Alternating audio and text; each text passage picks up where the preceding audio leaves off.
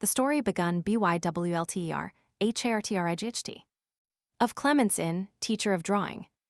This is the story of what a woman's patience can endure, and what a man's resolution can achieve.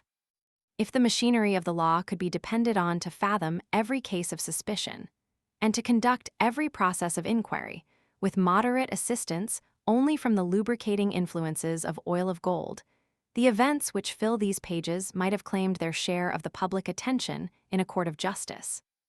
But the law is still, in certain inevitable cases, the pre-engaged servant of the long purse, and the story is left to be told for the first time in this place. As the judge might once have heard it, so the reader shall hear it now. No circumstance of importance, from the beginning to the end of the disclosure, shall be related on hearsay evidence. When the writer of these introductory lines, Walter Hartright by name, happens to be more closely connected than others with the incidents to be recorded, he will describe them in his own person. When his experience fails, he will retire from the position of narrator, and his task will be continued, from the point at which he has left it off, by other persons who can speak to the circumstances under notice from their own knowledge, just as clearly and positively as he has spoken before them. Thus, the story here presented will be told by more than one pen, as the story of an offense against the laws is told in court by more than one witness, with the same object, in both cases, to present the truth always in its most direct and most intelligible aspect, and to trace the course of one complete series of events, by making the persons who have been most closely connected with them, at each successive stage, relate their own experience, word for word. Let Walter Hartright, teacher of drawing, aged 28 years, be heard first. 2. It was the last day of July. The long hot summer was drawing to a close, and we, the weary pilgrims of the London pavement, were beginning to think of the cloud shadows on the cornfields and the autumn breezes on the seashore. For my own poor part, the fading summer left me out of health, out of spirits, and, if the truth must be told, out of money as well. During the past year, I had not managed my professional resources as carefully as usual, and my extravagance now limited me to the prospect of spending the autumn economically between my mother's cottage at Hampstead and my own chambers in town. The evening, I remember, was still and cloudy. The London air was at its heaviest. The distant hum of the street traffic was at its faintest. The small pulse of the life within me and the great heart of the city around me seemed to be sinking in unison, languidly and more languidly, with the sinking sun. I roused myself from the book which I was dreaming over rather than reading, and left my chambers to meet the cool night air in the suburbs. It was one of the 2 evenings in every week which I was accustomed to spend with my mother and my sister. So I turned my steps northward in the direction of Hampstead. Events which I have yet to relate make it necessary to mention, in this place, that my father had been dead some years at the period of which I am now writing, and that my sister Sarah and I were the sole survivors of a family of 5 children. My father was a drawing master before me. His exertions had made him highly successful in his profession, and his affectionate anxiety to provide for the future of those who were dependent on his labors had impelled him, from the time of his marriage, to devote to the ensuring of his life a much larger portion of his income than most men consider it necessary to set aside for that purpose. Thanks to his admirable prudence and self-denial, my mother and sister were left, after his death, as independent of the world as they had been during his lifetime. I succeeded to his connection, and had every reason to feel grateful for the prospect that awaited me at my starting in life. The quiet twilight was still trembling on the topmost ridges of the heath, and the view of London below me had sunk into a black gulf in the shadow of the cloudy night, when I stood before the gate of my mother's cottage. I had hardly rung the bell before the house door was opened violently. My worthy Italian friend, Professor Pesca, appeared in the servant's place, and darted out joyously to receive me with a shrill foreign parody on an English cheer. On his own account, and I must be allowed to add, on mine also, the professor merits the honor of a formal introduction. Accident has made him the starting point of the strange family story, which it is the purpose of these pages to unfold. I had first become acquainted with my Italian friend by meeting him at certain great houses where he taught his own language and I taught drawing. All I then knew of the history of his life was that he had once held a situation in the University of Padua, that he had left Italy for political reasons, the nature of which he uniformly declined to mention to anyone, and that he had been for many years respectably established in London as a teacher of languages. Without being actually a dwarf, for he was perfectly well proportioned from head to foot, Pesca was, I think, the smallest human being I ever saw out of a showroom. Remarkable anywhere, by his personal appearance, he was still further distinguished among the rank and file of mankind by the harmless eccentricity of his character. The ruling idea of his life appeared to be that he was bound to show his gratitude to the country which had afforded him an asylum, and a means of subsistence by doing his utmost to turn himself into an Englishman. Not content with paying the nation in general the compliment of invariably carrying an umbrella, and invariably wearing gaiters and a white hat, the professor further aspired to become an Englishman in his habits and amusements, as well as in his personal appearance. Finding us distinguished, as a nation, by our love of athletic exercises, the little man, in the innocence of his heart, devoted himself impromptu to all our English sports and pastimes whenever he had the opportunity of joining them. Firmly persuaded that he could adopt our national amusements of the field by an effort of will precisely as he had adopted our national gaiters and our national white hat. I had seen him risk his limbs blindly at a fox hunt and in a cricket field, and soon afterwards I saw him risk his life, just as blindly, in the sea at Brighton. We had met there accidentally and were bathing together. If we had been engaged in any exercise peculiar to my own nation, I should, of course, have looked after Pesca carefully. But as foreigners are generally quite as well able to take care of themselves in the water as Englishmen, it never occurred to me that the art of swimming might merely add one more to the list of manly exercises which the professor believed that he could learn impromptu. Soon after we had both struck out from shore, I stopped, finding my friend did not gain on me, and turned round to look for him. To my horror and amazement, I saw nothing between me and the beach but two little white arms which struggled for an instant above the surface of the water, and then disappeared from view. When I dived for him, the poor little man was lying quietly coiled up at the bottom, in a hollow of shingle, looking by many degrees smaller than I had ever seen him look before. During the few minutes that elapsed while I was taking him in, the air revived him, and he ascended the steps of the machine with my assistance. With the partial recovery of his animation came the return of his wonderful delusion on the subject of swimming. As soon as his chattering teeth would let him speak, he smiled vacantly and said he thought it must have been the cramp. When he had thoroughly recovered himself and had joined me on the beach, his warm southern nature broke through all artificial English restraints in a moment. He overwhelmed me with the wildest expressions of affection, exclaimed passionately, in his exaggerated Italian way, that he would hold his life henceforth at my disposal, and declared that he should never be happy again until he had found an opportunity of proving his gratitude by rendering me some service which I might remember, on my side, to the end of my days. I did my best to stop the torrent of his tears and protestations by persisting in treating the whole adventure as a good subject for a joke, and succeeded at last, as I imagined, in lessening Pesca's overwhelming sense of obligation to me. Little did I think then, little did I think afterwards, when our pleasant holiday had drawn to an end, that the opportunity of serving me for which my grateful companion so ardently longed was soon to come, that he was eagerly to seize it on the instant, and that by so doing he was to turn the whole current of my existence into a new channel, and to alter me to myself almost past recognition. Yet so it was. If I had not dived for Professor Pesca when he lay under water on his shingle bed, I should in all human probability never have been connected with the story which these pages will relate. I should never, perhaps, have heard even the name of the woman who has lived in all my thoughts, who has possessed herself of all my energies, who has become the one guiding influence that now directs the purpose of my life. 3.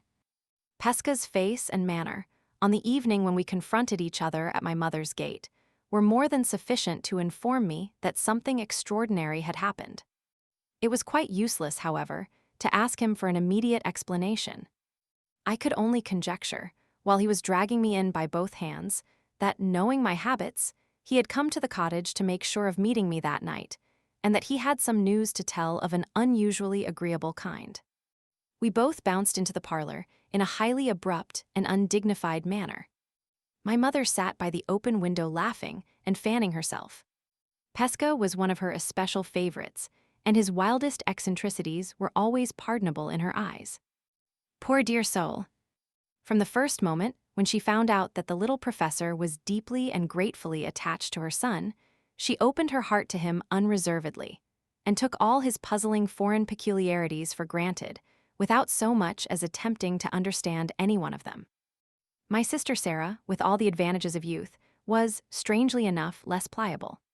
She did full justice to Pesca's excellent qualities of heart, but she could not accept him implicitly, as my mother accepted him, for my sake. Her insular notions of propriety rose in perpetual revolt against Pesca's constitutional contempt for appearances, and she was always more or less undisguisedly astonished at her mother's familiarity with the eccentric little foreigner. I have observed, not only in my sister's case, but in the instances of others, that we of the young generation are nothing like so hardy and so impulsive as some of our elders. I constantly see old people flushed and excited by the prospect of some anticipated pleasure, which altogether fails to ruffle the tranquility of their serene grandchildren. Are we, I wonder, quite such genuine boys and girls now as our seniors were in their time? Has the great advance in education taken rather too long a stride? And are we in these modern days just the least trifle in the world too well brought up? Without attempting to answer those questions decisively, I may at least record that I never saw my mother and my sister together in Pesca's society, without finding my mother much the younger woman of the two. On this occasion, for example, while the old lady was laughing heartily over the boyish manner in which we tumbled into the parlor, Sarah was perturbedly picking up the broken pieces of a teacup, which the professor had knocked off the table in his precipitate advance to meet me at the door. "I don't know what would have happened, Walter," said my mother, "if you had delayed much longer. Pesca has been half mad with impatience, and I have been half mad with curiosity. The professor has brought some wonderful news with him, in which he says you are concerned, and he has cruelly refused to give us the smallest hint of it till his friend Walter appeared." "Very provoking. It spoils the set," murmured Sarah to herself, mournfully absorbed over the ruins of the broken cup. While these words were being spoken, Pesca, happily and fussily unconscious of the irreparable wrong which the crockery had suffered at his hands, was dragging a large armchair to the opposite end of the room, so as to command us all three, in the character of a public speaker addressing an audience. Having turned the chair with its back towards us, he jumped into it on his knees and excitedly addressed his small congregation of three from an impromptu pulpit. "Now, my good dears," began Pesca, who always said good dears when he meant worthy friends, "listen to me. The time has come, I recite my good news, I speak at last." "Hear, hear," said my mother, humoring the joke. "The next thing he will break, Mamma," whispered Sarah, "will be the back of the best armchair. I go back into my life, and I address myself to the noblest of created beings," continued Pesca, vehemently apostrophizing my unworthy self over the top rail of the chair, "who found me dead at the bottom of the sea, through cramp, and who pulled me up to the top. And what did I say when I got into my own life and my own clothes again? Much more than was at all necessary," I answered as doggedly as possible, for the least encouragement in connection with this subject invariably let loose the professor's emotions in a flood of tears. "I said," persisted Pesca, "that my life belonged to my dear friend Walter for the rest of my days, and so it does. I said that I should never be happy again till I had found the opportunity of doing a good something for Walter, and I have never been contented with myself till this most blessed day." "Now," cried the enthusiastic little man at the top of his voice, "the overflowing happiness bursts out of me at every pore of my skin, like a perspiration, for on my faith and soul and honor the something is done at last, and the only word to say now is, right all right." It may be necessary to explain here that Pesca prided himself on being a perfect Englishman in his language, as well as in his dress, manners, and amusements. Having picked up a few of our most familiar colloquial expressions, He scattered them about over his conversation whenever they happened to occur to him, turning them, in his high relish for their sound and his general ignorance of their sense, into compound words and repetitions of his own, and always running them into each other, as if they consisted of one long syllable. "Among the fine London houses where I teach the language of my native country," said the professor, rushing into his long-deferred explanation without another word of preface, "there is one, mighty fine, in the big place called Portland. You all know where that is. Yes, yes, course of course. The fine house, my good dears, has got inside it a fine family. A mamma, fair and fat, 3 young misses, fair and fat, 2 young misters, fair and fat, and a papa, the fairest and the fattest of all, who is a mighty merchant, up to his eyes in gold. A fine man once, but seeing that he has got a naked head and 2 chins, fine no longer at the present time. Now mind, I teach the sublime Dante to the young misses, and my soul bless my soul, it is not in human language to say how the sublime Dante puzzles the pretty heads of all 3. No matter, all in good time, and the more lessons the better for me. Now mind, imagine to yourselves that I am teaching the young misses today, as usual. We are all 4 of us down together, in the hell of Dante. At the 7th circle, but no matter for that. All the circles are alike to the 3 young misses, fair and fat. At the 7th circle, nevertheless, my pupils are sticking fast, and I, to set them going again, recite, explain, and blow myself up red-hot with useless enthusiasm, when a creak of boots in the passage outside, and in comes the golden papa, the mighty merchant with the naked head and the 2 chins. Ha! My good dears, I am closer than you think for to the business now. Have you been patient so far? Or have you said to yourselves, deuce what the deuce? Pesca is long-winded tonight. We declared that we were deeply interested. The professor went on. In his hand, the golden papa has a letter, and after he has made his excuse for disturbing us in our infernal region with the common mortal business of the house, he addresses himself to the 3 young misses, and begins, as you English begin everything in this blessed world that you have to say, with a great O. "Oh, my dears," says the mighty merchant, "I have got here a letter from my friend Mr. The name has slipped out of my mind, but no matter, we shall come back to that. Yes, yes, right, all right. So the papa says, I have got a letter from my friend the Mr., and he wants a recommend from me, of a drawing master, to go down to his house in the country. My soul bless my soul. When I heard the golden papa say those words, if I had been big enough to reach up to him, I should have put my arms round his neck, and pressed him to my bosom in a long and grateful hug. As it was, I only bounced upon my chair.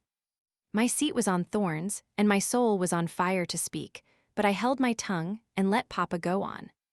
Perhaps you know, says this good man of money, twiddling his friend's letter this way and that in his golden fingers and thumbs, perhaps you know, my dears, of a drawing master that I can recommend. The 3 young misses all look at each other, and then say, with the indispensable great O to begin, "Oh, dear no, papa." But here is Mr. Pesca. At the mention of myself I can hold no longer. The thought of you, my good dears, mounts like blood to my head. I start from my seat, as if a spike had grown up from the ground through the bottom of my chair. I address myself to the mighty merchant, and I say English phrase, "Dear sir, I have the man. The first and foremost drawing master of the world. Recommend him by the post tonight, and send him off, bag and baggage, English phrase again, send him off, bag and baggage, by the train tomorrow." "Stop, stop," says papa, "is he a foreigner or an Englishman?" "English to the bone of his back," I answer. "Respectable," says papa. "Sir," I say, for this last question of his outrages me, and I have done being familiar with him. "Sir." The immortal fire of genius burns in this Englishman's bosom, and, what is more, his father had it before him. "Never mind," says the golden barbarian of a papa, "never mind about his genius, Mr. Pesca. We don't want genius in this country, unless it is accompanied by respectability. And then we are very glad to have it, very glad indeed. Can your friend produce testimonials, letters that speak to his character?"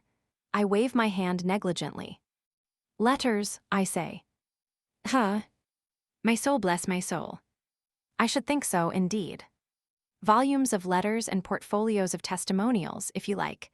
1 or 2 will do, says this man of phlegm and money. Let him send them to me, with his name and address. And stop, Mr. Pesca, before you go to your friend, you had better take a note. Banknote, I say indignantly. No banknote, if you please, till my brave Englishman has earned it first. Banknote, says Papa in a great surprise, who talked of banknote? I mean a note of the terms, a memorandum of what he is expected to do. Go on with your lesson, Mr. Pesca, and I will give you the necessary extract from my friend's letter. Down sits the man of merchandise and money to his pen, ink, and paper, and down I go once again into the hell of Dante, with my 3 young misses after me. In 10 minutes, time the note is written, and the boots of Papa are creaking themselves away in the passage outside. From that moment on my faith and soul and honor I know nothing more. The glorious thought that I have caught my opportunity at last, and that my grateful service for my dearest friend in the world is as good as done already, flies up into my head and makes me drunk. How I pull my young misses and myself out of our infernal region again, how my other business is done afterwards, how my little bit of dinner slides itself down my throat, I know no more than a man in the moon. Enough for me that here I am, with the mighty merchant's note in my hand, as large as life, as hot as fire, and as happy as a king. Huh. Right, all right. Here the professor waved the memorandum of terms over his head, and ended his long and voluble narrative with his shrill Italian parody on an English cheer. My mother rose the moment he had done, with flushed cheeks and brightened eyes. She caught the little man warmly by both hands. My dear, good Pesca, she said, I never doubted your true affection for Walter, but I am more than ever persuaded of it now. I am sure we are very much obliged to Professor Pesca, for Walter's sake, added Sarah. She half rose, while she spoke, as if to approach the armchair in her turn, but observing that Pesca was rapturously kissing my mother's hands, looked serious and resumed her seat. If the familiar little man treats my mother in that way, how will he treat me? Faces sometimes tell truth, and that was unquestionably the thought in Sarah's mind as she sat down again. Although I myself was gratefully sensible of the kindness of Pesca's motives, my spirits were hardly so much elevated as they ought to have been by the prospect of future employment now placed before me. When the professor had quite done with my mother's hand, and when I had warmly thanked him for his interference on my behalf, I asked to be allowed to look at the note of terms which his respectable patron had drawn up for my inspection. Pesca handed me the paper, with a triumphant flourish of the hand. Read, said the little man majestically. I promise you, my friend, the writing of the golden Papa speaks with a tongue of trumpets for itself. The note of terms was plain, straightforward, and comprehensive, at any rate. It informed me, first, that Frederick Fairley, Esquire, of Limmeridge House, Cumberland, wanted to engage the services of a thoroughly competent drawing master, for a period of 4 months certain. Secondly, that the duties which the master was expected to perform would be of a twofold kind. He was to superintend the instruction of 2 young ladies in the art of painting in watercolors, and he was to devote his leisure time, afterwards, to the business of repairing and mounting a valuable collection of drawings, which had been suffered to fall into a condition of total neglect. Thirdly, that the terms offered to the person who should undertake and properly perform these duties were 4 guineas a week, that he was to reside at Limmeridge House, and that he was to be treated there on the footing of a gentleman. Fourthly, and lastly, that no person need think of applying for this situation, unless he could furnish the most unexceptionable references to character and abilities. The references were to be sent to Mr. Fairley's friend in London, who was empowered to conclude all necessary arrangements. These instructions were followed by the name and address of Pesca's employer in Portland Place, and there the note, or memorandum, ended. The prospect which this offer of an engagement held out was certainly an attractive one. The employment was likely to be both easy and agreeable.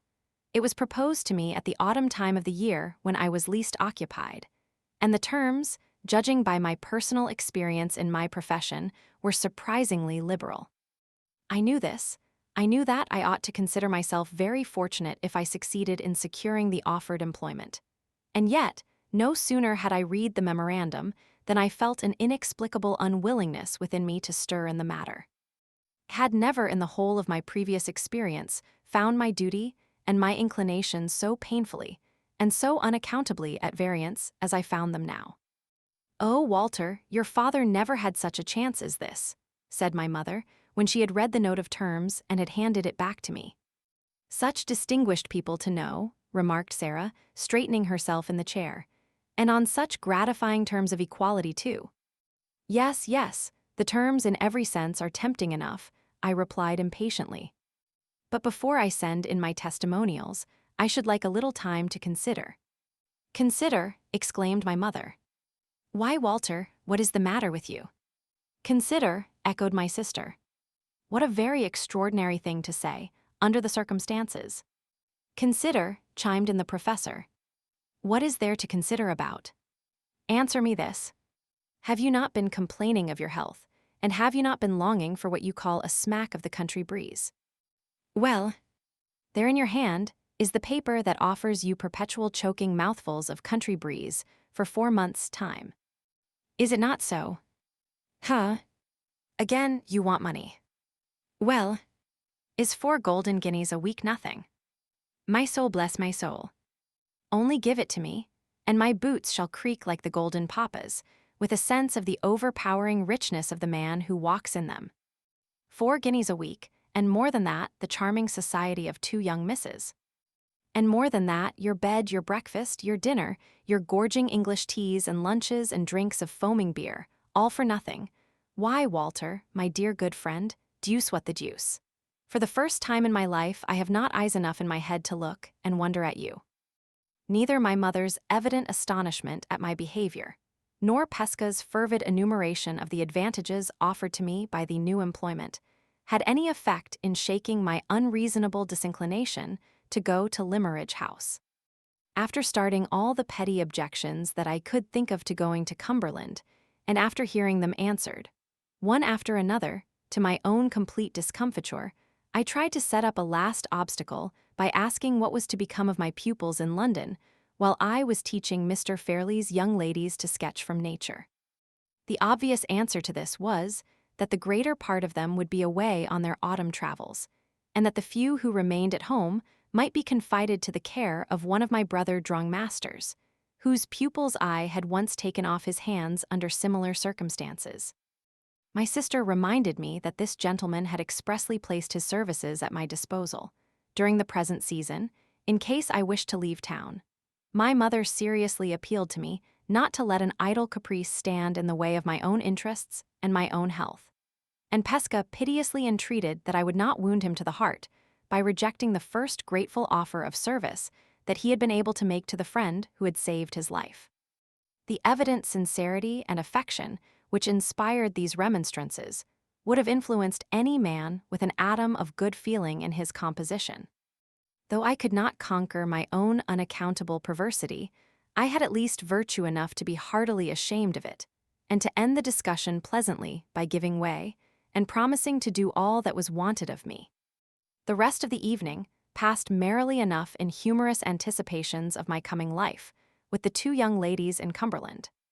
Pesca, inspired by our national grog, which appeared to get into his head in the most marvelous manner, 5 minutes after it had gone down his throat, asserted his claims to be considered a complete Englishman by making a series of speeches in rapid succession, proposing my mother's health, my sister's health, my health, and the healths, in mass, of Mr. Fairley and the 2 young misses, pathetically returning thanks himself immediately afterwards for the whole party. "A secret, Walter," said my little friend confidentially as we walked home together. "I am flushed by the recollection of my own eloquence. My soul bursts itself with ambition. One of these days, I go into your noble parliament. It is the dream of my whole life to be Honorable Pesca, 1000p. The next morning, I sent my testimonials to the professor's employer in Portland Place. 3 days passed, and I concluded, with secret satisfaction, that my papers had not been found sufficiently explicit. On the 4th day, however, an answer came. It announced that Mr. Fairley accepted my services and requested me to start for Cumberland immediately. All the necessary instructions for my journey were carefully and clearly added in a postscript. I made my arrangements, unwillingly enough, for leaving London early the next day. Towards evening Pesca looked in, on his way to a dinner party, to bid me goodbye. "I shall dry my tears in your absence," said the professor gaily, with this glorious thought. "It is my auspicious hand that has given the first push to your fortune in the world. Go, my friend. When your sun shines in Cumberland English proverb, in the name of heaven make your hay. Marry one of the two young misses, become Honorable Hartright, 1000, p. And when you are on the top of the ladder, remember that Pesca, at the bottom, has done it all." I tried to laugh with my little friend over his parting jest, but my spirits were not to be commanded. Something jarred in me almost painfully, while he was speaking his light farewell words. When I was left alone again, nothing remained to be done but to walk to the Hampstead cottage and bid my mother and Sarah goodbye.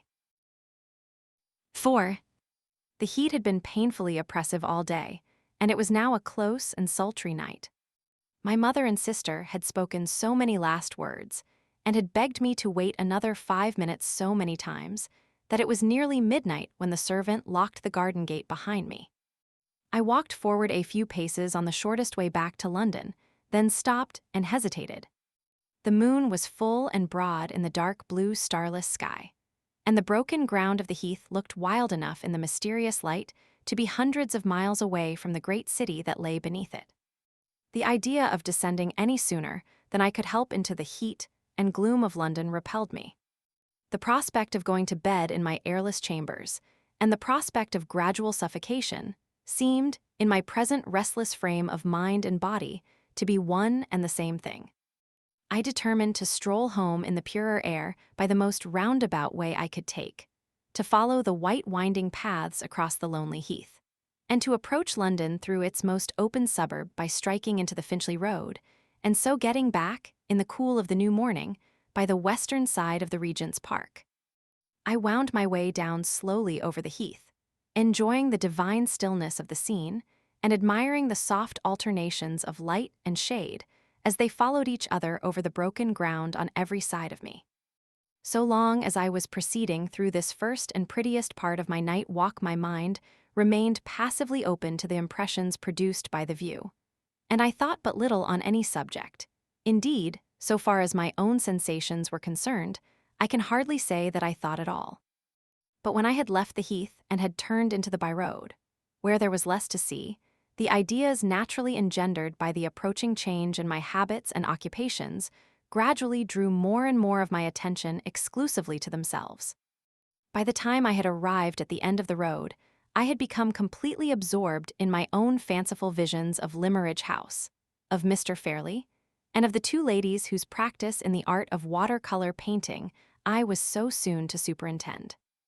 I had now arrived at that particular point of my walk where 4 roads met: the road to Hampstead, along which I had returned, the road to Finchley, the road to West End, and the road back to London. I had mechanically turned in this latter direction, and was strolling along the lonely high road, idly wondering, I remember, what the Cumberland young ladies would look like, when, in one moment, every drop of blood in my body was brought to a stop by the touch of a hand laid lightly and suddenly on my shoulder from behind me. I turned on the instant, with my fingers tightening round the handle of my stick. There, in the middle of the broad, bright high road, there, as if it had that moment sprung out of the earth or dropped from the heaven, stood the figure of a solitary woman, dressed from head to foot in white garments, her face bent in grave inquiry on mine, her hand pointing to the dark cloud over London as I faced her. I was far too seriously startled by the suddenness with which this extraordinary apparition stood before me, in the dead of night and in that lonely place, to ask what she wanted. The strange woman spoke first. "Is that the road to London?" she said. I looked attentively at her as she put that singular question to me. It was then nearly 1 o'clock. All I could discern distinctly by the moonlight was a colorless, youthful face, meager and sharp to look at about the cheeks and chin, large, grave, wistfully attentive eyes, nervous, uncertain lips, and light hair of a pale, brownish-yellow hue. There was nothing wild, nothing immodest in her manner. It was quiet and self-controlled, a little melancholy and a little touched by suspicion, not exactly the manner of a lady, and, at the same time, not the manner of a woman in the humblest rank of life. The voice, little as I had yet heard of it, had something curiously still and mechanical in its tones, and the utterance was remarkably rapid. She held a small bag in her hand, and her dress, bonnet, shawl, and gown all of white was, so far as I could guess, certainly not composed of very delicate or very expensive materials. Her figure was slight, and rather above the average height, her gait and actions free from the slightest approach to extravagance. This was all that I could observe of her in the dim light, and under the perplexingly strange circumstances of our meeting. What sort of a woman she was, and how she came to be out alone in the high road, an hour after midnight, I altogether failed to guess.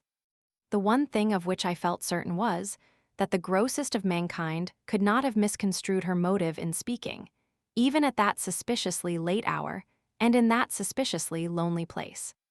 "Did you hear me?" she said, still quietly and rapidly, and without the least fretfulness or impatience. I asked if that was the way to London. "Yes," I replied, "that is the way. It leads to St. John's Wood and the Regent's Park." "You must excuse my not answering you before. I was rather startled by your sudden appearance in the road, and I am, even now, quite unable to account for it. You don't suspect me of doing anything wrong, do you?" "I have done nothing wrong. I have met with an accident. I am very unfortunate in being here alone so late." "Why do you suspect me of doing wrong?" She spoke with unnecessary earnestness and agitation, and shrank back from me several paces. I did my best to reassure her. "Pray don't suppose that I have any idea of suspecting you," I said, "or any other wish than to be of assistance to you, if I can. I only wondered at your appearance in the road, because it seemed to me to be empty the instant before I saw you." She turned and pointed back to a place at the junction of the road to London and the road to Hampstead, where there was a gap in the hedge. "I heard you coming," she said, "and hid there to see what sort of man you were before I risked speaking. I doubted and feared about it till you passed, and then I was obliged to steal after you and touch you." "Steal after me and touch me? Why not call to me? Strange, to say the least of it." "May I trust you?" she asked. "You don't think the worse of me because I have met with an accident?"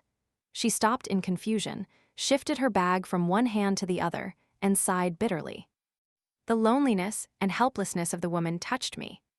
The natural impulse to assist her and to spare her got the better of the judgment. The caution, the worldly tact, which an older, wiser, and colder man might have summoned to help him in this strange emergency. "You may trust me for any harmless purpose," I said. "If it troubles you to explain your strange situation to me, don't think of returning to the subject again. I have no right to ask you for any explanations. Tell me how I can help you, and if I can, I will. You are very kind, and I am very, very thankful to have met you." The first touch of womanly tenderness that I had heard from her trembled in her voice as she said the words, but no tears glistened in those large, wistfully attentive eyes of hers, which were still fixed on me. "I have only been in London once before," she went on, more and more rapidly, "and I know nothing about that side of it yonder. Can I get a fly, or a carriage of any kind? Is it too late? I don't know. If you could show me where to get a fly, and if you will only promise not to interfere with me, and to let me leave you, when and how I please. I have a friend in London who will be glad to receive me. I want nothing else. Will you promise?" She looked anxiously up and down the road, shifted her bag again from one hand to the other, repeated the words, "Will you promise?" and looked hard in my face with a pleading fear and confusion that it troubled me to see. What could I do? Here was a stranger utterly and helplessly at my mercy, and that stranger a forlorn woman. No house was near, no one was passing whom I could consult, and no earthly right existed on my part to give me a power of control over her, even if I had known how to exercise it. I traced these lines, self-distrustfully, with the shadows of after events darkening the very paper I write on. And still I say, what could I do? What I did do was to try and gain time by questioning her. "Are you sure that your friend in London will receive you at such a late hour as this?" I said. "Quite sure. Only say you will let me leave you when and how I please. Only say you won't interfere with me. Will you promise?" As she repeated the words for the third time, she came close to me and laid her hand, with a sudden gentle stealthiness, on my bosom, a thin hand, a cold hand, when I removed it with mine, even on that sultry night. Remember that I was young. Remember that the hand which touched me was a woman's. Will you promise? Yes. One word. The little familiar word that is on everybody's lips, every hour in the day. Oh me. And I tremble now when I write it. We set our faces towards London and walked on together in the first still hour of the new day. I and this woman, whose name, whose character, whose story, whose objects in life, whose very presence by my side at that moment were fathomless mysteries to me. It was like a dream. Was I Walter Hartright? Was this the well-known, uneventful road where holiday people strolled on Sundays? Had I really left, little more than an hour since, the quiet, decent, conventionally domestic atmosphere of my mother's cottage? I was too bewildered, too conscious also of a vague sense of something like self-reproach, to speak to my strange companion for some minutes.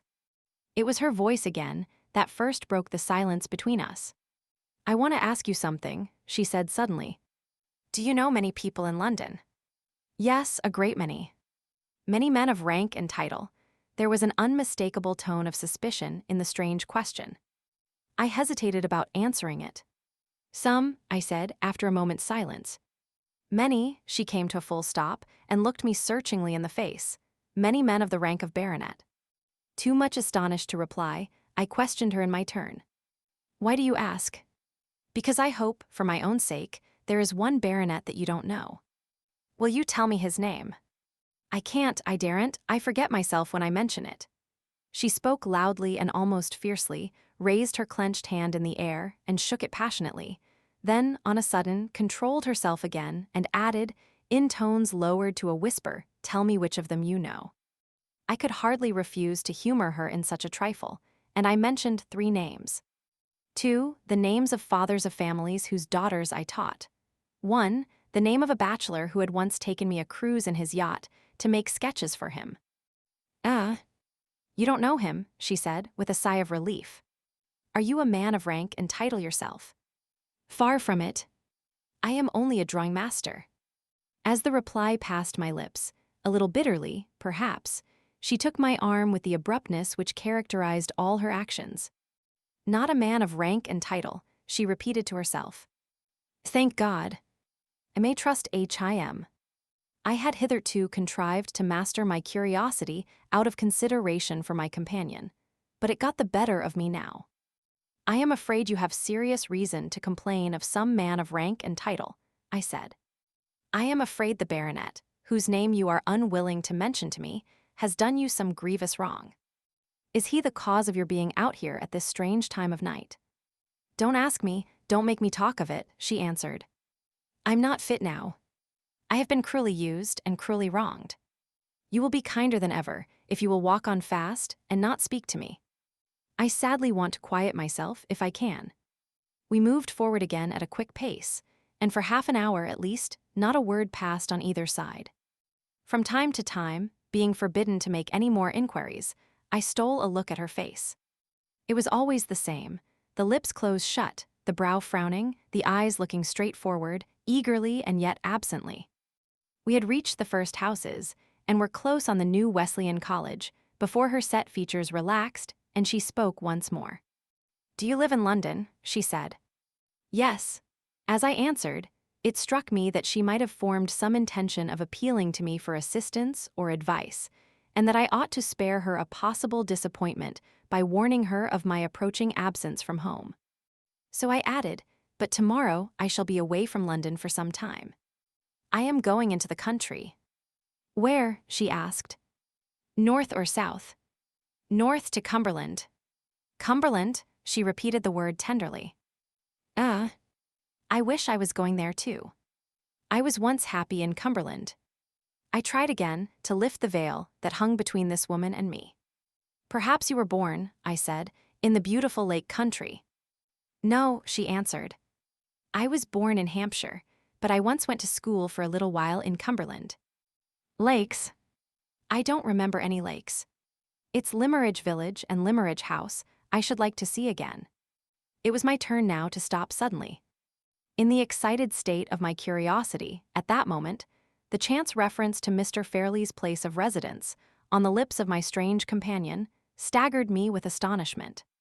"Did you hear anybody calling after us?" she asked, looking up and down the road affrightedly, the instant I stopped.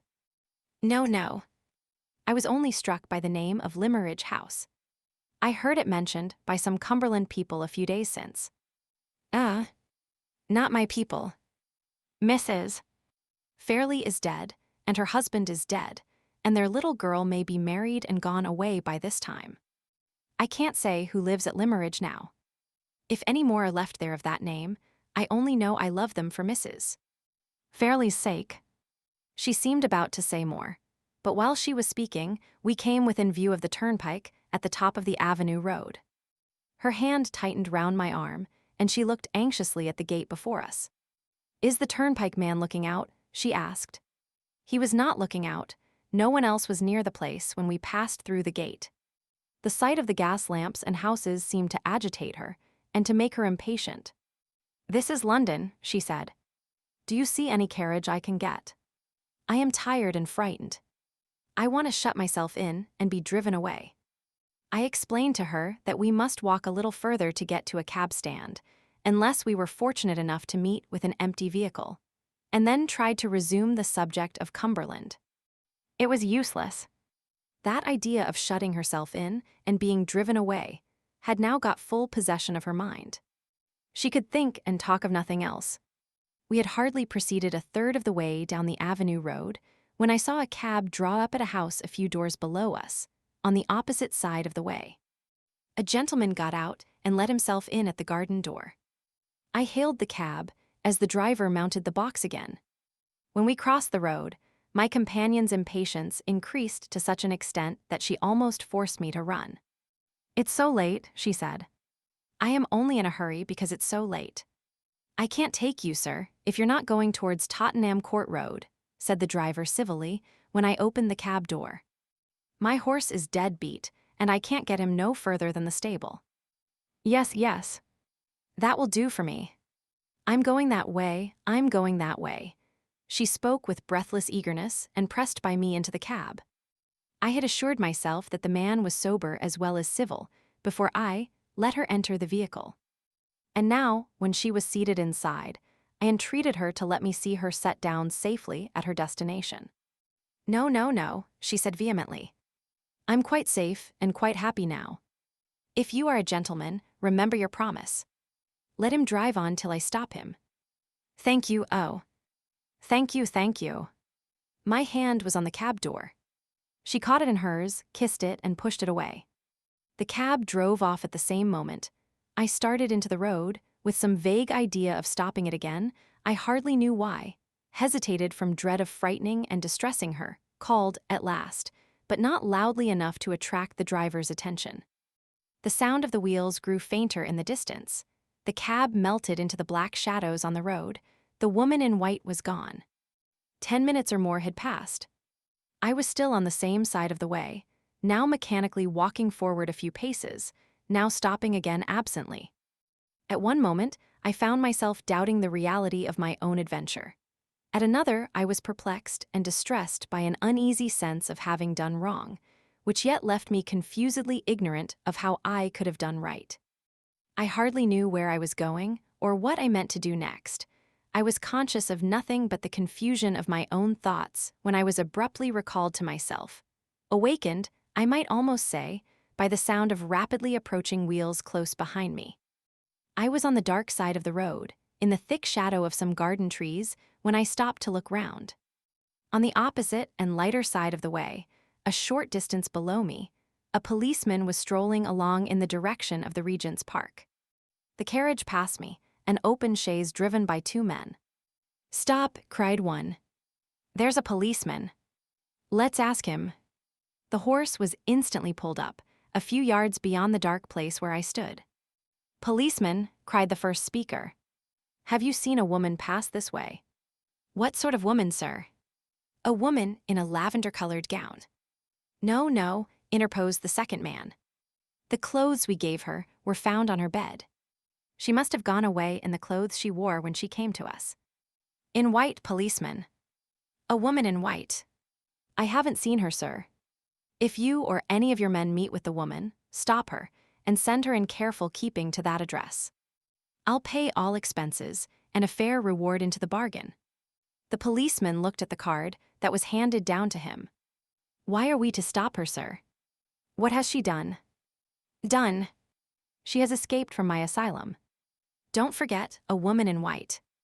Drive on. 5. She has escaped from my asylum. I cannot say with truth that the terrible inference, which those words suggested, flashed upon me like a new revelation. Some of the strange questions put to me by the woman in white, after my ill-considered promise to leave her free to act as she pleased, had suggested the conclusion either that she was naturally flighty and unsettled, or that some recent shock of terror had disturbed the balance of her faculties. But the idea of absolute insanity, which we all associate with the very name of an asylum, had, I can honestly declare, never occurred to me in connection with her. I had seen nothing, in her language or her actions, to justify it at the time, and even with the new light thrown on her by the words which the stranger had addressed to the policeman, I could see nothing to justify it now. What had I done? Assisted the victim of the most horrible of all false imprisonments to escape, or cast loose on the wide world of London an unfortunate creature, whose actions it was my duty, and every man's duty, mercifully to control. I turned sick at heart when the question occurred to me, and when I felt self-reproachfully that it was asked too late. In the disturbed state of my mind, it was useless to think of going to bed, when I at last got back to my chambers in Clement's Inn. Before many hours elapsed, it would be necessary to start on my journey to Cumberland. I sat down and tried, first to sketch, then to read, but the woman in white got between me and my pencil, between me and my book. Had the forlorn creature come to any harm? That was my first thought, though I shrank selfishly from confronting it. Other thoughts followed, on which it was less harrowing to dwell. Where had she stopped the cab? What had become of her now? Had she been traced and captured by the men in the chaise? Or was she still capable of controlling her own actions, and were we two following our widely parted roads towards one point in the mysterious future, at which we were to meet once more? It was a relief when the hour came to lock my door, to bid farewell to London pursuits, London pupils, and London friends, and to be in movement again towards new interests and a new life. Even the bustle and confusion at the railway terminus, so wearisome and bewildering at other times, roused me and did me good. My traveling instructions directed me to go to Carlisle, and then to diverge by a branch railway which ran in the direction of the coast. As a misfortune to begin with, our engine broke down between Lancaster and Carlisle. The delay occasioned by this accident caused me to be too late for the branch train, by which I was to have gone on immediately. I had to wait some hours, and when a later train finally deposited me at the nearest station to Limmeridge House, it was past 10, and the night was so dark that I could hardly see my way to the pony chaise which Mr. Fairley had ordered to be in waiting for me. The driver was evidently discomposed by the lateness of my arrival. He was in that state of highly respectful sulkiness which is peculiar to English servants. We drove away slowly through the darkness in perfect silence. The roads were bad, and the dense obscurity of the night increased the difficulty of getting over the ground quickly. It was, by my watch, nearly an hour and a half from the time of our leaving the station before I heard the sound of the sea in the distance, and the crunch of our wheels on a smooth gravel drive. We had passed one gate before entering the drive, and we passed another before we drew up at the house. I was received by a solemn manservant out of livery, was informed that the family had retired for the night, and was then led into a large and lofty room where my supper was awaiting me, in a forlorn manner, at one extremity of a lonesome mahogany wilderness of dining table. I was too tired and out of spirits to eat or drink much, especially with the solemn servant waiting on me as elaborately as if a small dinner party had arrived at the house instead of a solitary man. In a quarter of an hour, I was ready to be taken up to my bedchamber. The solemn servant conducted me into a prettily furnished room, said, "Breakfast at 9 o'clock, sir," looked all round him to see that everything was in its proper place, and noiselessly withdrew. What shall I see in my dreams tonight? I thought to myself as I put out the candle, the woman in white, or the unknown inhabitants of this Cumberland mansion. It was a strange sensation to be sleeping in the house, like a friend of the family, and yet not to know one of the inmates, even by sight. 6. When I rose the next morning and drew up my blind, the sea opened before me joyously under the broad August sunlight, and the distant coast of Scotland fringed the horizon with its lines of melting blue. The view was such a surprise, and such a change to me, after my weary London experience of brick and mortar landscape, that I seemed to burst into a new life and a new set of thoughts the moment I looked at it. A confused sensation of having suddenly lost my familiarity with the past, without acquiring any additional clearness of idea in reference to the present or the future, took possession of my mind. Circumstances that were but a few days old faded back in my memory, as if they had happened months and months since. Pesca's quaint announcement of the means by which he had procured me my present employment, the farewell evening I had passed with my mother and sister, even my mysterious adventure on the way home from Hampstead, had all become like events which might have occurred at some former epoch of my existence. Although the woman in white was still in my mind, the image of her seemed to have grown dull and faint already. A little before 9 o'clock, I descended to the ground floor of the house. The solemn manservant of the night before met me wandering among the passages, and compassionately showed me the way to the breakfast room. My first glance round me, as the man opened the door, disclosed a well-furnished breakfast table, standing in the middle of a long room with many windows in it. I looked from the table to the window farthest from me, and saw a lady standing at it, with her back turned towards me. The instant my eyes rested on her, I was struck by the rare beauty of her form and by the unaffected grace of her attitude. Her figure was tall, yet not too tall, comely and well-developed, yet not fat, her head set on her shoulders with an easy, pliant firmness. Her waist, perfection in the eyes of a man, for it occupied its natural place, it filled out its natural circle, it was visibly and delightfully undeformed by stays. She had not heard my entrance into the room, and I allowed myself the luxury of admiring her for a few moments, before I moved one of the chairs near me, as the least embarrassing means of attracting her attention. She turned towards me immediately. The easy elegance of every movement of her limbs and body, as soon as she began to advance from the far end of the room, set me in a flutter of expectation to see her face clearly. She left the window, and I said to myself, the lady is dark. She moved forward a few steps, and I said to myself, the lady is young. She approached nearer, and I said to myself, with a sense of surprise which words fail me to express, the lady is ugly. Never was the old conventional maxim, that nature cannot err, more flatly contradicted. Never was the fair promise of a lovely figure more strangely and startlingly belied by the face and head that crowned it. The lady's complexion was almost swarthy, and the dark down on her upper lip was almost a mustache. She had a large, firm, masculine mouth and jaw, prominent, piercing, resolute brown eyes, and thick coal-black hair growing unusually low down on her forehead. Her expression, bright, frank, and intelligent, appeared, while she was silent, to be altogether wanting in those feminine attractions of gentleness and pliability, without which the beauty of the handsomest woman alive is beauty incomplete. To see such a face as this set on shoulders that a sculptor would have longed to model, to be charmed by the modest graces of action, through which the symmetrical limbs betrayed their beauty when they moved, and then to be almost repelled by the masculine form and masculine look of the features, in which the perfectly shaped figure ended, was to feel a sensation oddly akin to the helpless discomfort familiar to us all in sleep, when we recognize yet cannot reconcile the anomalies and contradictions of a dream. "Mr. Hartright," said the lady interrogatively, her dark face lighting up with a smile, and softening and growing womanly the moment she began to speak. "We resigned all hope of you last night, and went to bed as usual. Accept my apologies for our apparent want of attention, and allow me to introduce myself as one of your pupils. Shall we shake hands? I suppose we must come to it sooner or later, and why not sooner?" These odd words of welcome were spoken in a clear, ringing, pleasant voice. The offered hand, rather large, but beautifully formed, was given to me with the easy, unaffected self-reliance of a highly bred woman. We sat down together at the breakfast table in as cordial and customary a manner as if we had known each other for years, and had met at Limmeridge House to talk over old times by previous appointment. "I hope you come here good-humoredly determined to make the best of your position," continued the lady.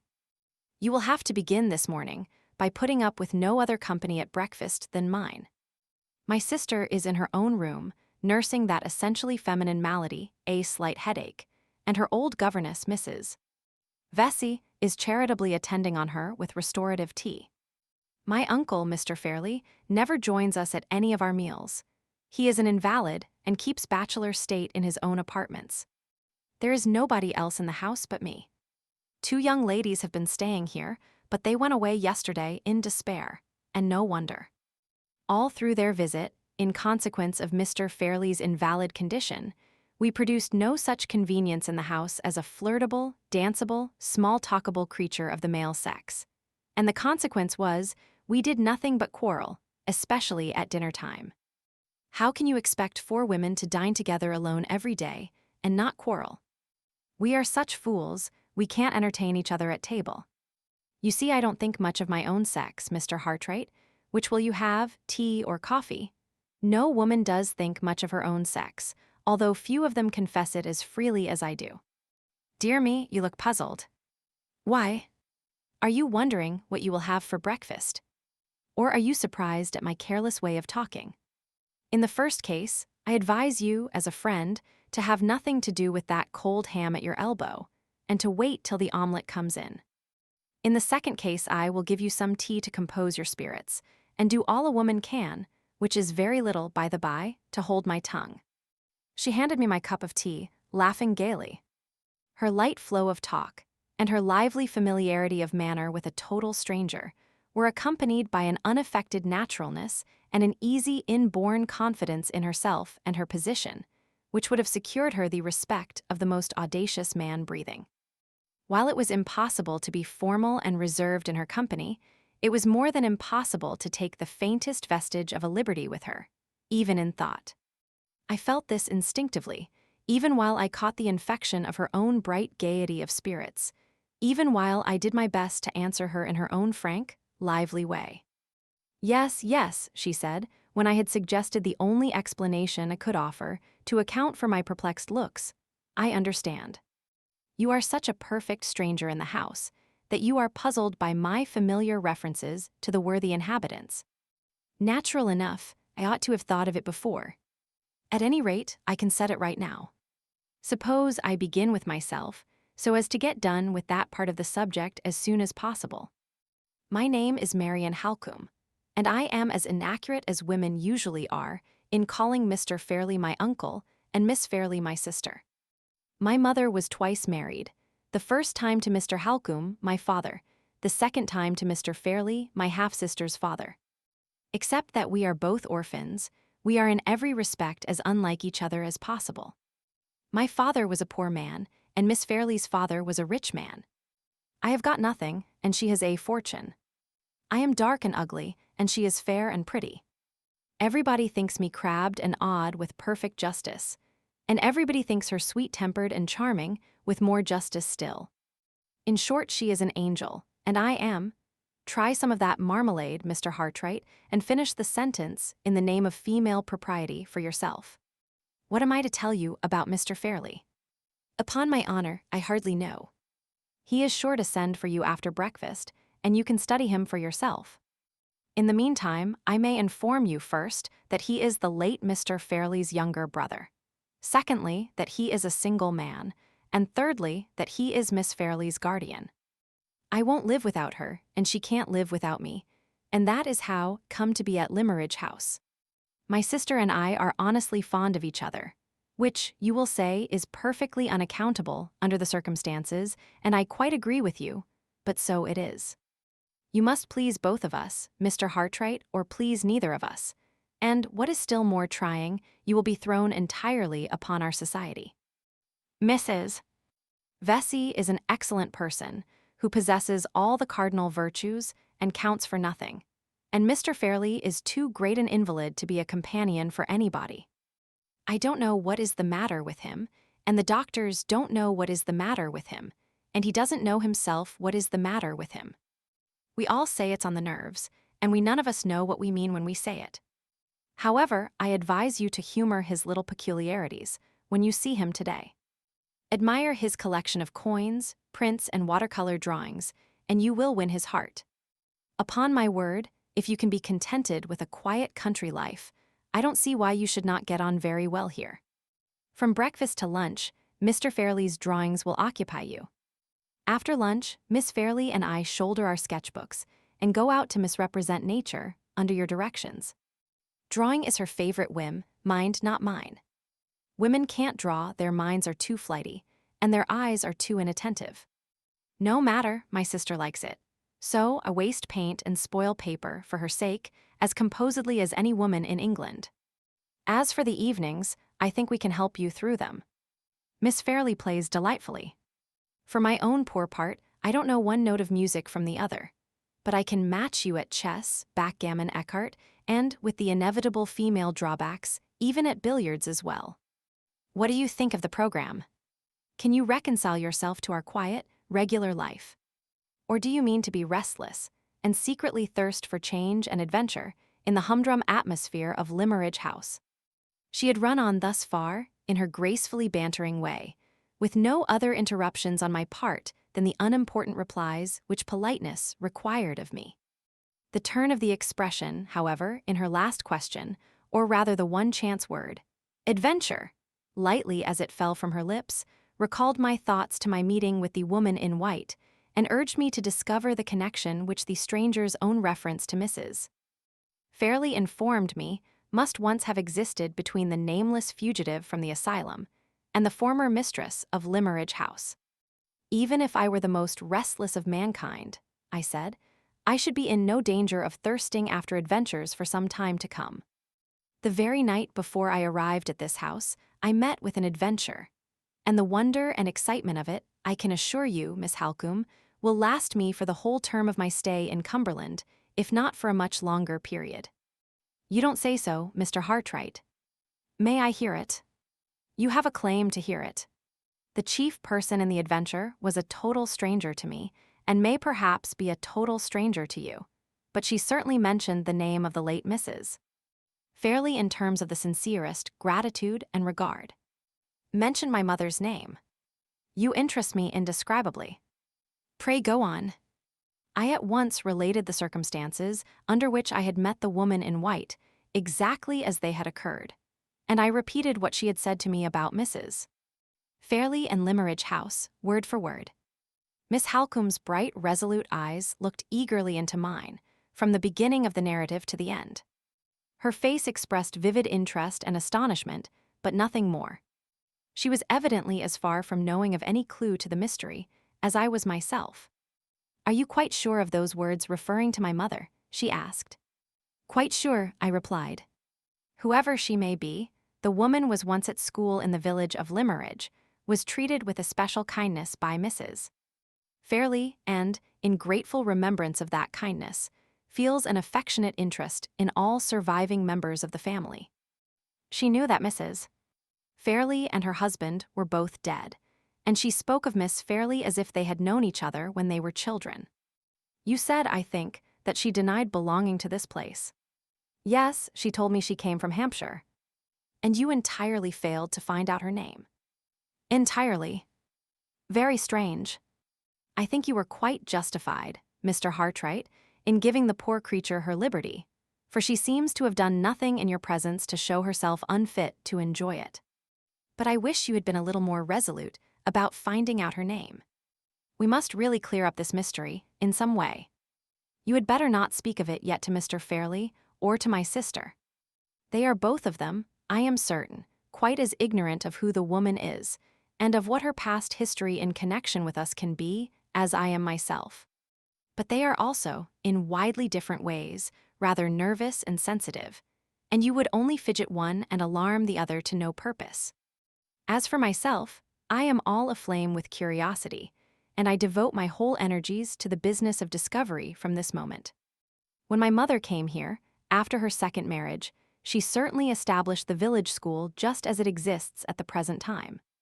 But the old teachers are all dead or gone elsewhere, and no enlightenment is to be hoped for from that quarter. The only other alternative I can think of.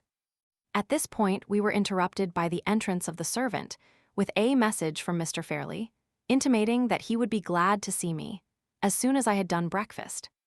"Wait in the hall," said Miss Halcombe, answering the servant for me in her quick, ready way. "Mr. Hartright will come out directly." I was about to say, she went on, addressing me again, that my sister and I have a large collection of my mother's letters, addressed to my father and to hers. In the absence of any other means of getting information, I will pass the morning in looking over my mother's correspondence with Mr. Fairley. He was fond of London and was constantly away from his country home, and she was accustomed, at such times, to write and report to him how things went on at Limmeridge. Her letters are full of references to the school in which she took so strong an interest, and I think it more than likely that I may have discovered something when we meet again. The luncheon hour is 2, Mr. Hartright. I shall have the pleasure of introducing you to my sister by that time, and we will occupy the afternoon in driving round the neighborhood and showing you all our pet points of view. Till 2 o'clock then, farewell. She nodded to me with the lively grace, the delightful refinement of familiarity, which characterized all that she did and all that she said, and disappeared by a door at the lower end of the room. As soon as she had left me, I turned my steps towards the hall, and followed the servant on my way, for the first time, to the presence of Mr. Fairley. 7. My conductor led me upstairs into a passage which took us back to the bedchamber in which I had slept during the past night, and opening the door next to it, begged me to look in. "I have my master's orders to show you your own sitting room, sir," said the man, "and to inquire if you approve of the situation and the light." I must have been hard to please, indeed, if I had not approved of the room and of everything about it. The bow window looked out on the same lovely view which I had admired, in the morning, from my bedroom. The furniture was the perfection of luxury and beauty. The table in the center was bright with gaily bound books, elegant conveniences for writing, and beautiful flowers.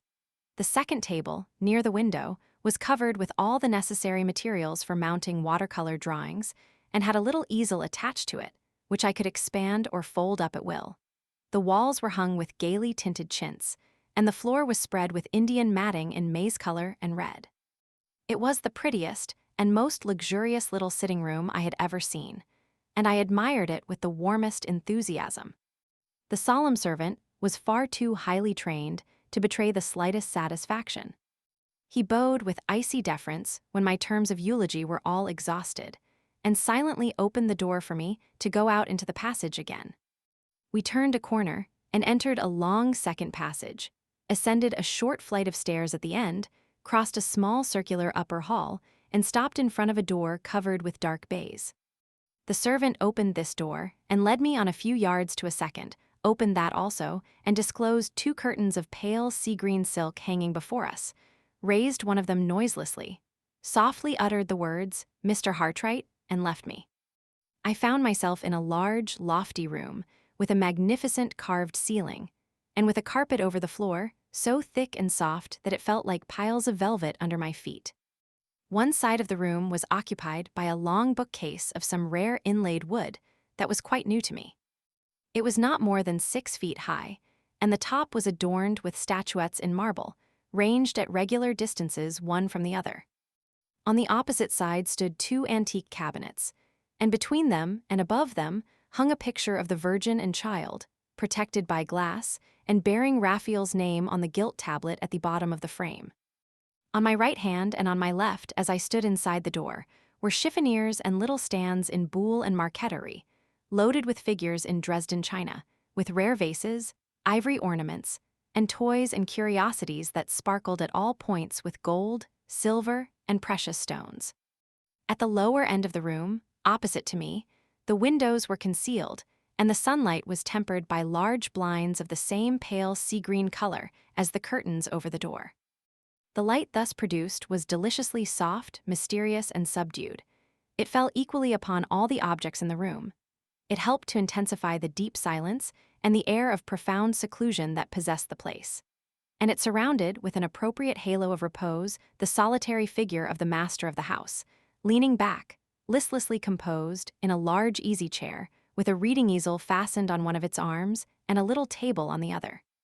If a man's personal appearance, when he is out of his dressing room, and when he has passed 40, can be accepted as a safe guide to his time of life, which is more than doubtful, Mr. Fairley's age, when I saw him, might have been reasonably computed at over 50 and under 60 years.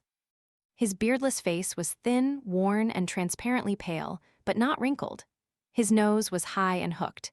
His eyes were of a dim grayish blue, large, prominent, and rather red round the rims of the eyelids. His hair was scanty, soft to look at, and of that light sandy color which is the last to disclose its own changes towards gray.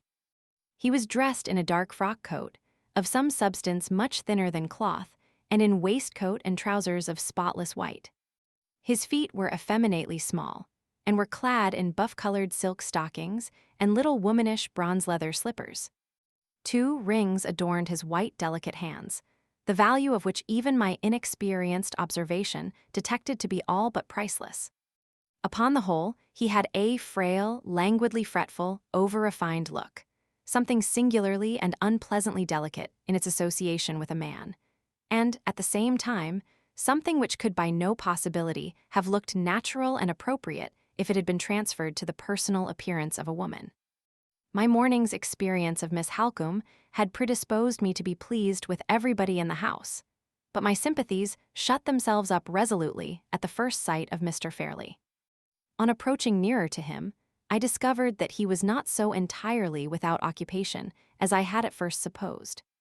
Placed amid the other rare and beautiful objects on a large round table near him was a dwarf cabinet in ebony and silver, containing coins of all shapes and sizes, set out in little drawers lined with dark purple velvet.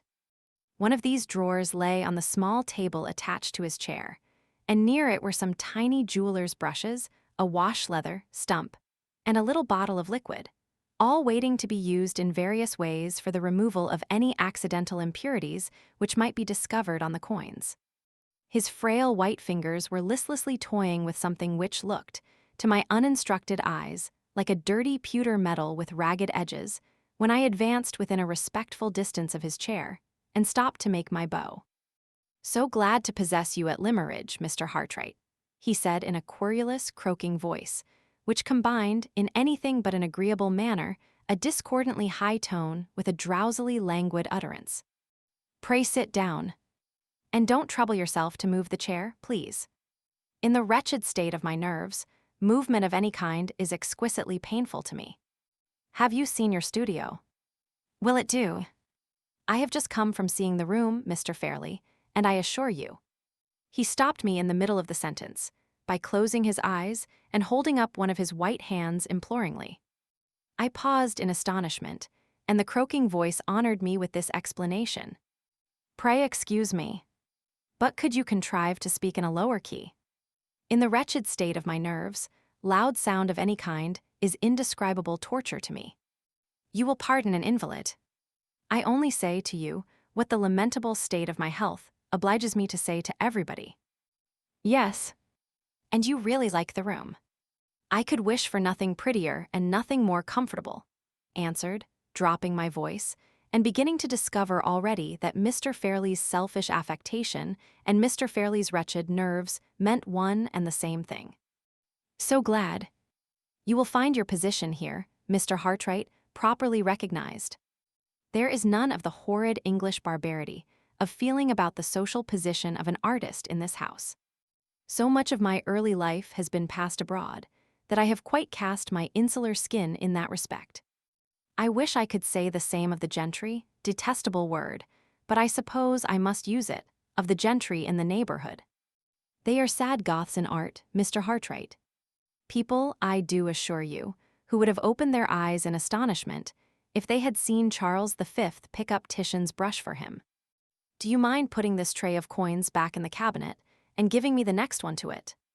In the wretched state of my nerves, exertion of any kind is unspeakably disagreeable to me." Yes. Thank you. As a practical commentary on the liberal social theory, which he had just favored me by illustrating, Mr. Fairley's cool request rather amused me. I put back one drawer and gave him the other, with all possible politeness. He began trifling with the new set of coins and the little brushes immediately, languidly looking at them and admiring them all the time he was speaking to me. 1,000 thanks and 1,000 excuses. Do you like coins? Yes. So glad we have another taste in common besides our taste for art. Now about the pecuniary arrangements between us. Do tell me, are they satisfactory? Most satisfactory, Mr. Fairley. So glad. And what next? I remember. Yes.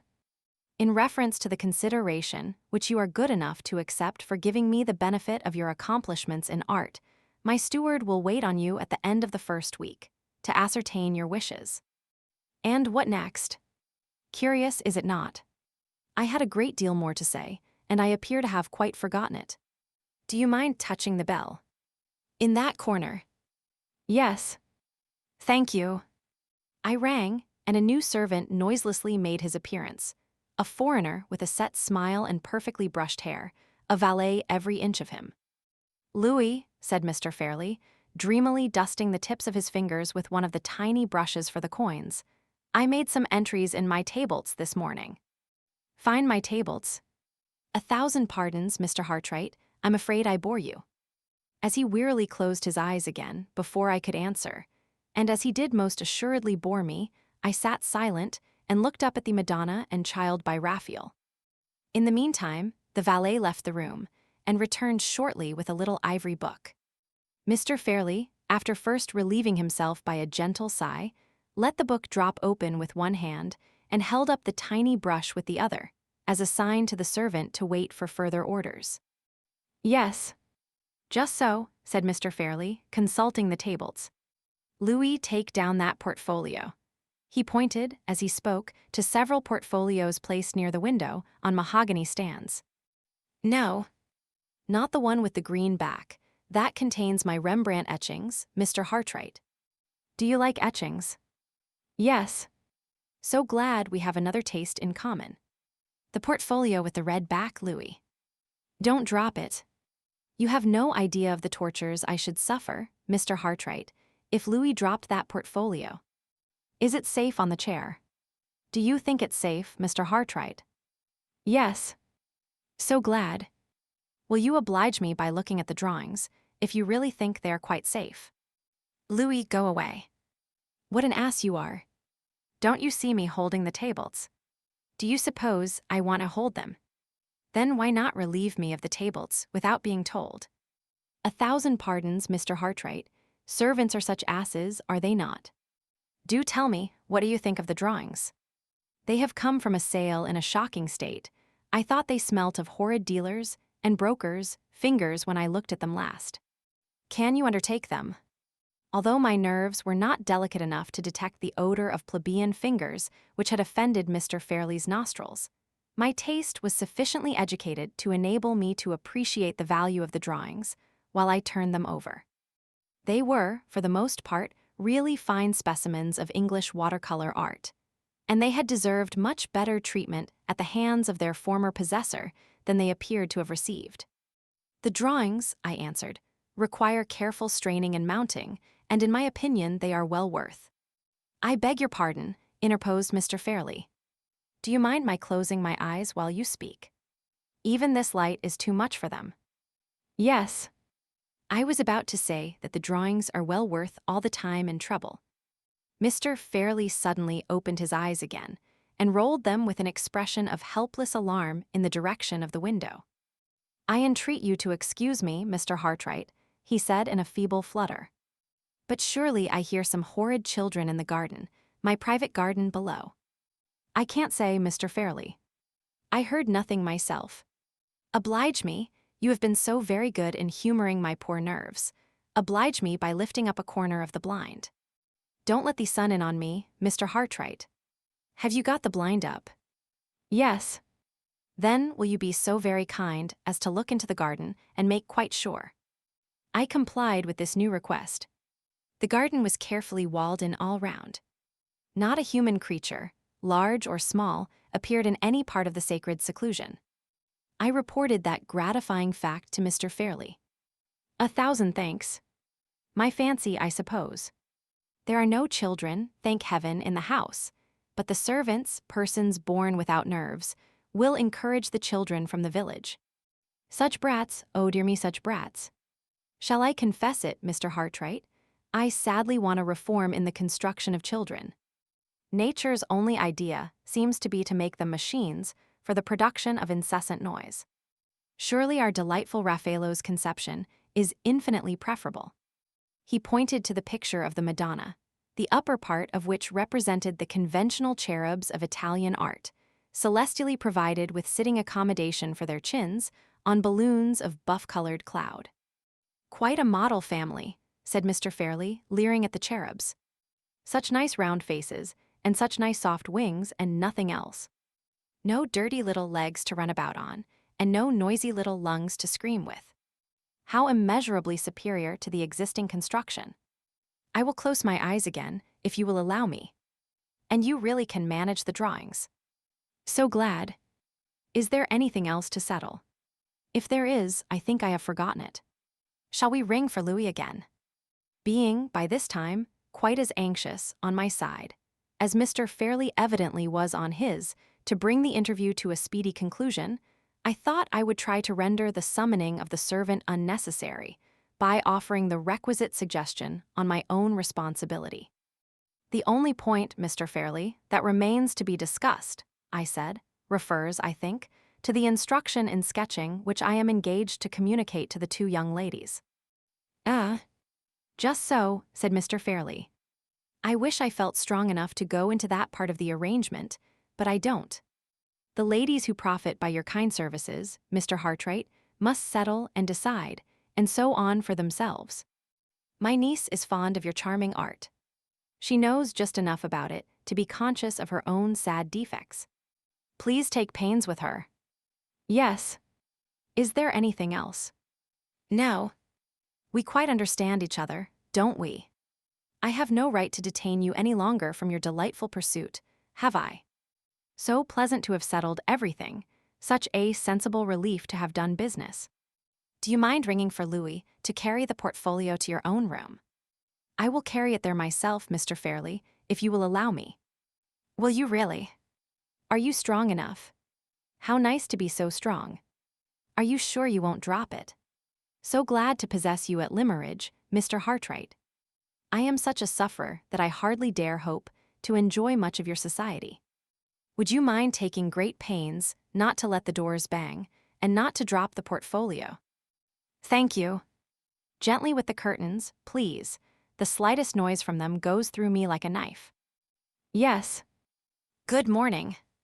When the sea-green curtains were closed, and when the two baize doors were shut behind me, I stopped for a moment in the little circular hall beyond and drew a long, luxurious breath of relief.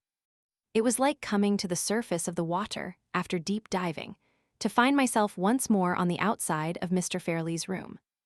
As soon as I was comfortably established for the morning in my pretty little studio, the first resolution at which I arrived was to turn my steps no more in the direction of the apartments occupied by the master of the house, except in the very improbable event of his honoring me with a special invitation to pay him another visit.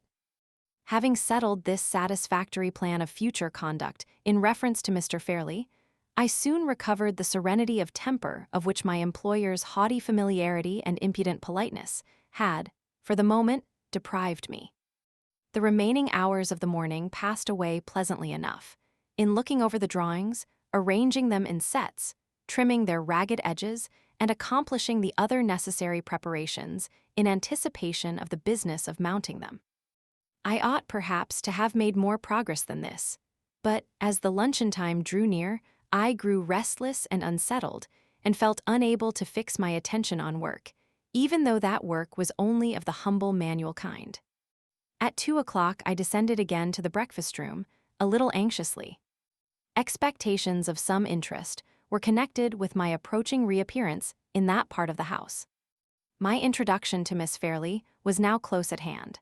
And, if Miss Halcombe's search through her mother's letters had produced the result which she anticipated, the time had come for clearing up the mystery of the woman in white.